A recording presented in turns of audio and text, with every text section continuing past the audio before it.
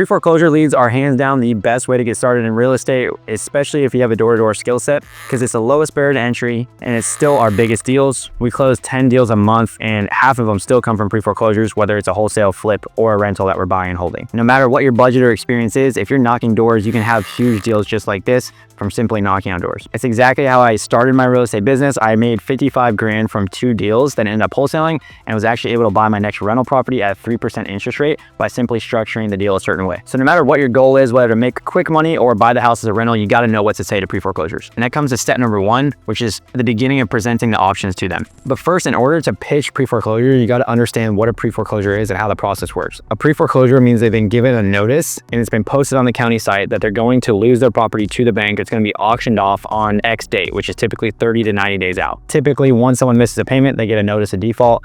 Then after a couple months, they'll substitute the trustee on the loan, which means they actually hire someone to start the foreclosure process. And then after another month or two, usually after 4 to 6 months of missed payments, they're going to be given an actual notice saying, hey, this is when your house is going to be auctioned off. And so you need to understand in your state, how long that notice may be that they have until their house is going to be auctioned off and how strict the guidelines are. But typically this means it's actually getting foreclosed on. We don't want foreclosed properties or bank-owned properties because that's already been foreclosed on, and we're trying to help them get this stopped before they can get foreclosed on. And this is where you can really help people if you do it correctly and ethically, because ultimately foreclosure is a 7 to 10 year nightmare, really hard on the credit and very hard to relocate or buy another place, even let alone rent. And one thing I want to preface, because a lot of people hear pre-foreclosure and they think all these houses are a dump or it's some sort of shack. There's a ton of different properties that are in pre-foreclosure, all the way from $100,000 house up to $1 million house. It really just means someone that's in financial distress. Maybe it's medical bills, maybe they can't afford the payments anymore. Anyone can be in pre-foreclosures. Not every single house is going to look like a dump. Some of them are actually going to look pretty nice, and it really just depends on the situation for what your exit strategy is on the deal. So now that you understand what a pre-foreclosure process looks like, where the lead is at, you got to understand that you do not start the conversation with, do you want to sell your house? The moment you go in there and just try to be a buyer, you're going to lose 90% of these deals, because majority of people do not want to sell their house. They want to try and keep it. They didn't plan to fall behind on payments, and typically they're stuck emotionally in that house, and you have to go present the options differently. So I'm going to show you how you can actually gain rapport, lead with service, really try and help that homeowner understand their situation, and then pivot it to a sale option if that's what the best plan is. And a lot of times that is what they need to do, but not every single time. So if you can lead with service and walk them to these options, you're going to have a much higher success rate and really be able to help people and avoid a foreclosure process for them. Overall, I want to build rapport with the homeowner, figure out what's happened, what the situation is. And overall, when I start walking them through their options, I want to start with number 1, which is reinstatement. This means, how far back are you on the loan? What's the total past due amount? What does it take to make the loan current so that you're up to date with the mortgage payments? Sometimes that could be 6 months, sometimes it's 2 years because they've been through this process for a while. It could be as low as 5 months, sometimes a year. But overall, I want to figure out what that total amount is. This should be sitting on their most recent mortgage statement. They probably have an idea too. If they can know how many months they're behind, you just multiply that by the mortgage payment and then add some attorney fees, usually a few $1,000s. So I want to understand, hey, Miss Homeowner, do you have a savings account? It might sound dumb, but hey, I want to make sure we look at every option we may have not thought about. Do you have a 401k? Is there any other assets in the family? Do you have like a rental property or family property you could sell? Do you have any like really expensive jewelry? Is there a rich uncle in the family? I'm kind of getting them to laugh, but really like, hey, I want to make sure we start with option 1, which is just making that loan current. That's the fastest way to do this. Do you guys have any of that? They say no, no, no, no, no. Okay, obviously, that's not ideal, but option 2 would be a loan modification. This is something that a lot of the mortgage companies will reach out to. Are you guys familiar with how this process works? Oh, yeah, yes, we've already tried to start the process. A lot of times homeowners are really going to lean into loan modification because a lender is going to reach out to try and, modify the loan, which pretty much just means we're going to put this back payment, the 20 grand you're behind, they're going to put it on the back of the loan. But now typically that's going to extend the loan term, oftentimes at a higher interest rate. A lot of times their more monthly payment can actually increase quite a bit. The biggest thing is, do you want to eat into your equity, extend your loan out, have a higher monthly payment? And then the other part of that is, can you actually qualify for this loan modification? A lot of times this process takes oftentimes weeks, even months. They end up not qualifying for the loan modification and they fall right back into foreclosure, or they thought they were going to get qualified and they don't tell them they disqualify until 2 weeks before the foreclosure, and now they have no backup plan. So this is not, again, just to be a scare tactic, but it's really to help them understand, like, if you can't afford the mortgage payments now, is it better to modify this loan, eat into the equity, extend that loan term, have a higher monthly payment, and then what if you don't qualify, right? And I ask questions to see is, do you have an active income? Are you making money right now? Because when you send this application to the lender, they're going to ask what your income is. And if they can't see a consistent proof of income that's going to pay for the new payment amount, they're not going to get you approved for it, right? So sometimes people have already lost their job. They don't have any income. They know they're not going to get approved for any modification because there's nothing that they can prove that's going to pay that loan. And that goes to number 3, which is bankruptcy. A lot of people have heard of bankruptcy. There's chapter 13, there's chapter 7. A lot of people think this is the answer, that if I can't catch up the payment or modify the loan, I'm just going to file bankruptcy. It pretty much kicks the can down the road, right? So if I'm going to file bankruptcy, it's not going to eliminate all of my mortgage debt, right? Certain bankruptcies can eliminate credit card debt or certain things like that, while the other ones put it into this long payment plan. So after attorney fees, after the hit to your credit for bankruptcy is typically 7 to 10 years of a credit hit, now they take all of your debt, they put it together on this payment plan plus your mortgage. So a lot of times that payment ends up going up quite a bit as well. And now you're caught trying to catch up on these monthly payments plus the mortgage.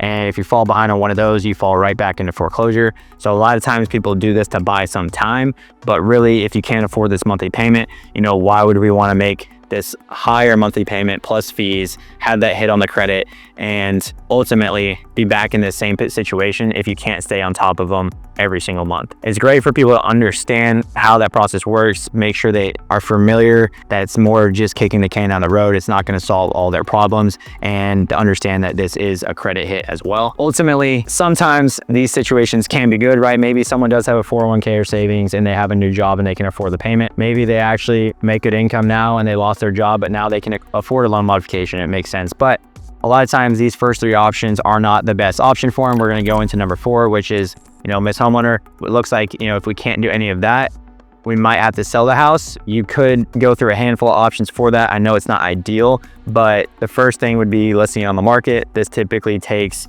anywhere from 90 to 120 days right now in today's market to get a buyer found, make sure they qualify, get financing. A lot of times they want it to be in perfect condition. So I'll show them, given the timeline, this probably isn't the best route. And if they don't get qualified or find a buyer in time, the foreclosure date's pretty tight. So it may not be in the condition for a retail buyer to purchase it. And you end up paying a realtor costs, commissions, and everything like that. What most people do is they end up pivoting to one of the last 2 options, which is a cash sale. This can be done quickly, as is. You don't have any realtor costs or commissions. Obviously, there's a formula that most investment companies are gonna have to stick to make sure they can actually purchase it and not, lose money on the back end. But cash sale would be the last option. And then if, there's not enough equity, or if the condition's in too bad of shape, depending on the situation on your house, we could also purchase it taking over the financing on that loan. And this would just be a subject to purchase. So when I tell a homeowner, say, hey, I'm going to buy the house, but we can actually make the loan current, get you some money up front, and then we just buy it taking over that financing. This helps your credit. It actually builds it over time. Really, it just depends on the situation for the equity and the condition of the house. But those are all the options I walk someone through. And I want to make sure that the homeowner realizes, I want to sit with these options. And if their goal is to stay in the house, I really want to go over that extensively until they realize, okay, these are not the best options, or maybe this isn't possible. And sometimes they'll just say, hey, maybe I just need to sell the house, and we pivot to that. Other times, maybe possible, and we can help them, direct them in that direction. But you're not applying for a loan modification for them, right? You're not directing them to a bankruptcy attorney or helping them pull from a 401k. It's ultimately just understand your options and being a resource for them. You do not want to do any of that for them. Say you're just a real estate consultant. I want to make sure people understand we do buy houses. We also just help people explain all their options, because sometimes it is feasible for them to get it stopped, and other times they need to make sure they can get money out of it before the foreclosure happens, because that is a 7 to 10 year nightmare. And I have to make sure you don't get foreclosed on, because a lot of our clients reach out to us 5-10 days before the foreclosure because they thought one of these options was going to work, and after it didn't, it's too late, and we don't have enough time to even close on the property, get money in their pocket, or stop a foreclosure. So we see a lot of people go to the auction. Even as an investment company, we can buy a house at the auction, but I would way rather get you the money beforehand and keep the foreclosure off your record. When I get to this point with a seller, it's really a long conversation, making sure you're there to lead with service, that they understand you do buy houses, but we can help look at the other options that might be feasible to keep the house. And if that's not, we're gonna have to put plan B in place because there's ultimate urgency. You have to, in order to get this done before the foreclosure, we need to make sure we can pull title work, get the right documents from the mortgage company, any liens or payoffs. It takes several weeks to actually clear up title so that we can close on a property. And you can relate to this because if they've ever bought a house like the one they're living into, when they started a purchase contract, they probably didn't close until 30 days later. So with a cash sale, we can do it quicker, but you never know what happens with foreclosures. There's gonna be title work to clear up, payoffs to order. Oftentimes heirship stuff, right? If someone died or inherited the property, or if there's divorce situations, there's things that slow up the process with the title companies. You want to make sure that we got to start this process if we're going to have this plan in place so that we can purchase it before the foreclosure. Overall, pre-foreclosures are a sensitive situation. It's uncomfortable, but it's super powerful and you can really help homeowners. We have tons of clients that are super grateful whenever we get this process done with them. Obviously, a lot of them on the front end are just gonna think you're there to steal the home, and it's just part of the game, right? You're not gonna have all the best conversations with homeowners. That's just like sales and anything, but you have to be careful with the way you word things, the business model that you're doing.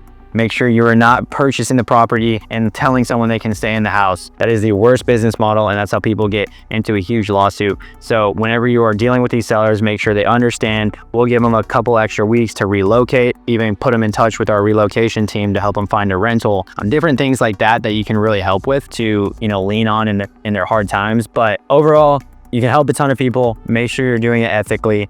Present these options, be genuine, and understand that not every single situation is going to be a deal, but you do need to have the conviction and urgency so that they understand it is better to work with you than to let yourself get foreclosed on. And if you can have that conviction, go in there with authority and trust, you're really going to be able to help a ton of people and make some money while you do it. We've been mastering pre-foreclosures for the past several years, and one of the keys to pre-foreclosure is being first to market. There's a lot of people that reach out to these homeowners. I want to be the local person or the one that's reaching out to them as soon as possible. That's why we use Prop.USA, which is scans the county site, puts it directly into our email so we can go door knock it, we can upload it into our CRM, cold call it, text it immediately, and build rapport with that homeowner and really just be in contact with them before it's on a lot of these sites that are outdated and these bulk data platforms, or I have to manually scan sites. So if you want to join the free community where we have this step-by-step on the pre-foreclosure profits blueprint, make sure to click the link in the description and we'll see you there.